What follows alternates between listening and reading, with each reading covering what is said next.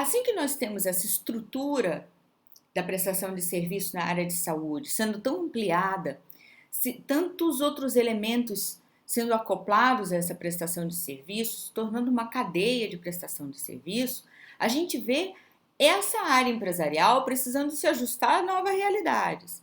As novas realidades científicas, as novas realidades fáticas, as novas realidades dos próprios consumidores desse tipo de serviço privado, não é? Todos, um dia ou outro, vão precisar desse serviço, seja ele prestado pelo setor público ou pelo setor privado.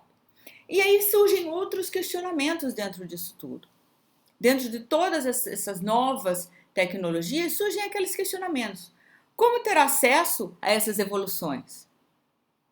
Quem deve ter acesso a essas evoluções?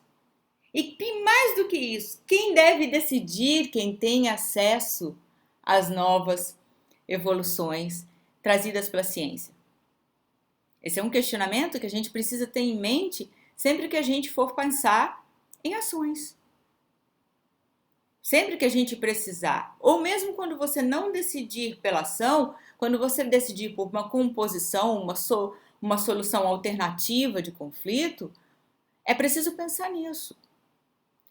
Todos devem ter acesso às novas tecnologias, indiscriminadamente, ou quais serão os critérios necessários para o acesso a essas novas tecnologias.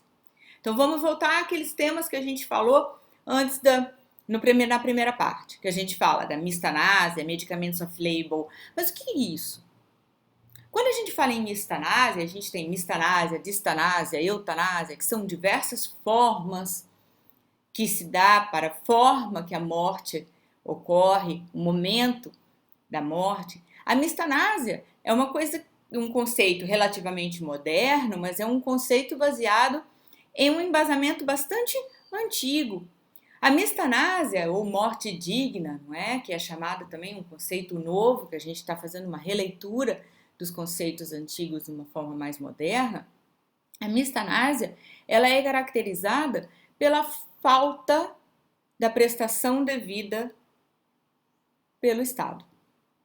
Quando o Estado, gerador dos recursos, né, gestor daqueles recursos, que são os recursos vêm em forma de tributos, e o Estado, o gestor do Estado, é o responsável por alocar aqueles recursos. Quando o gestor, não é, do dinheiro público age de forma a negligenciar, a não prestar isso de forma correta, e isso passa a gerar, em cadeia, morte por abandono. E a gente já está vendo a justiça reagir à questão da mistanásia de forma muito ativa. A gente já tem julgados, inclusive, de juízes condenando responsáveis gestores públicos por abandono de determinada área. Quando, por exemplo, um gestor detentor do direito de administrar aquele recurso público, ele não faz deliberadamente o trabalho de sanitário de uma área, ele está ali abrindo uma porta para doenças.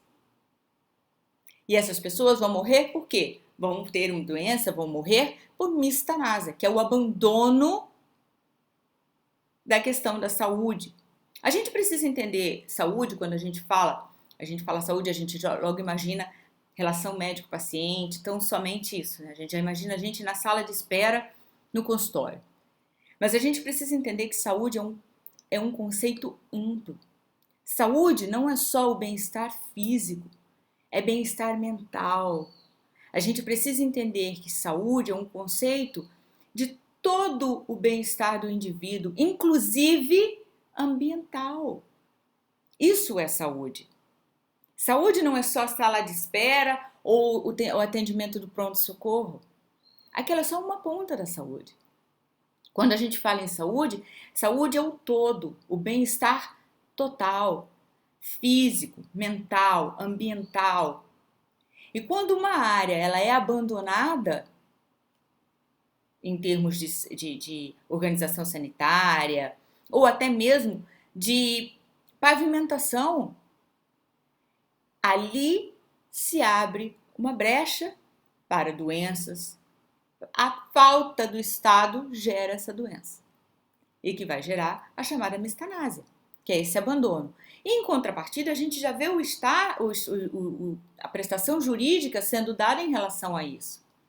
Hoje em dia, a gente sabe que a lei de responsabilidade civil dos gestores, você já pode responsabilizar pessoalmente o gestor pela sua falta, pela sua deliberada omissão em agir.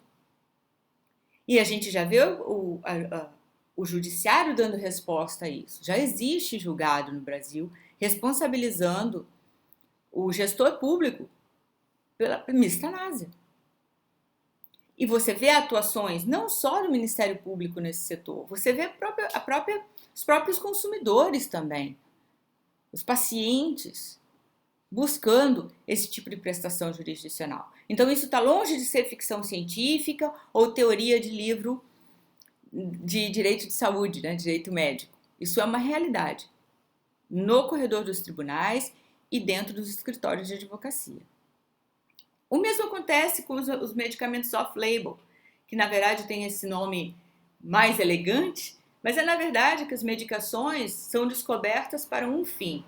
Mas ao longo do seu uso pelos pacientes, vão se discutindo e se descobrindo dentro do ambiente científico que aquela determinada substância não presta só a um tratamento, mas presta a outros tratamentos. Mas elas foram registradas e ganharam a licença para o tratamento de uma doença específica. E acabam demonstrando empiricamente que elas se prestam a outros tratamentos. E aí nós temos o limite, como indicar. Se ela foi registrada, um exemplo, é uma substância que foi muito tempo usada para o tratamento de asma. E ao longo dos anos foi se verificando que ela podia tratar outras enfermidades. Mas ela foi registrada para asma. Então, só poderia ser prescrita para pessoas que tinham a doença asma. Mas, ao longo dos anos, ela foi sendo receitada para outras pessoas. E esses tratamentos vinham sendo negados pelos planos de saúde, porque aquele não era o tratamento apropriado para aquele tipo de doença. Quem não tinha asma não deveria fazer um tratamento para asma. Mas a gente tem que entender que a velocidade do mundo hoje é muito grande. E não é só a velocidade da forma que a gente faz as coisas, da forma que a gente vai ao banco. Mas a gente também foi atingido por essa velocidade no mundo científico. Antigamente se levava anos e anos e anos e anos para se verificar uma situação científica de mudança de tratamento, mudança de protocolo. E hoje, com o desenvolvimento das tecnologias de informação, você tem uma possibilidade de fazer um apanhado, uma coleta de dados muito mais rápida e também a propagação de novos protocolos de forma muito mais rápida. Lembrando sempre que o setor de saúde, por ser um ambiente empresarial tão complexo, ele também tem muitos órgãos e ele é muito organizado. Então você tem muito mais acesso a esses dados e uma forma muito mais precisa de analisá-los e interpretá-los e de novos protocolos serem colocados em prática. Há uma transformação interna também do próprio setor muito rápida, não só externa. Então é preciso a gente pensar em todas essas possibilidades, porque essas possibilidades são a realidade dentro de um escritório de advocacia, mas também para aquele profissional que trabalha dentro de uma clínica, para um auditor. O auditor, que é aquele que autoriza as medicações, que verifica se elas foram feitas de forma correta, especialmente tratamentos muito mais complexos e caros. Todos esses novos conceitos têm que estar no dia a dia desse auditor. E aí a gente tem as agências reguladoras, que têm diferentes papéis. Nós temos a Anvisa, a ANS, que estão em defesa do direito do consumidor, mas também em defesa do setor, em defesa da própria instituição de saúde. Nós temos o SUS, os planos de saúde, que são partes importantes desse setor e que, muito diferente do que as pessoas pensam, não são rivais um do outro. são complementares, ou deveriam ser complementares. Aí a gente chega, acho que no ponto mais importante quando se fala em gestão jurídica de saúde e hospitalar atualmente, que a gente chega à questão da judicialização da saúde. Isso quer dizer, o que aconteceu foi uma falha institucional em outras esferas, não é? Houve uma desconexão do andamento da ciência com o entendimento das instituições prestadoras desse serviço, o que fez com que, para que essa desconexão pudesse ser minimizada, as pessoas passaram a utilizar do judiciário, a buscar seu direito no judiciário, que é certíssimo. É para isso que o judiciário está. Está lá para isso. Mas quando a gente ultrapassa o limite, não é? Um excesso de ações demonstra o quê? Demonstra que tem alguma coisa errada na esfera anterior. Há algo de errado no administrativo, já que todas as questões de plano de saúde têm que ser resolvidas via tutela antecipada. Tem algo de errado. O que isso gera? Um outro problema, que gera um super número de ações, gera uma sobrecarga do judiciário que já é um processo lento, não é? O judiciário tem seus processos, suas fases definidas, que precisam ser todas cumpridas. Essa sobrecarga já gera num sistema que tem suas fases e estágios maior lentidão.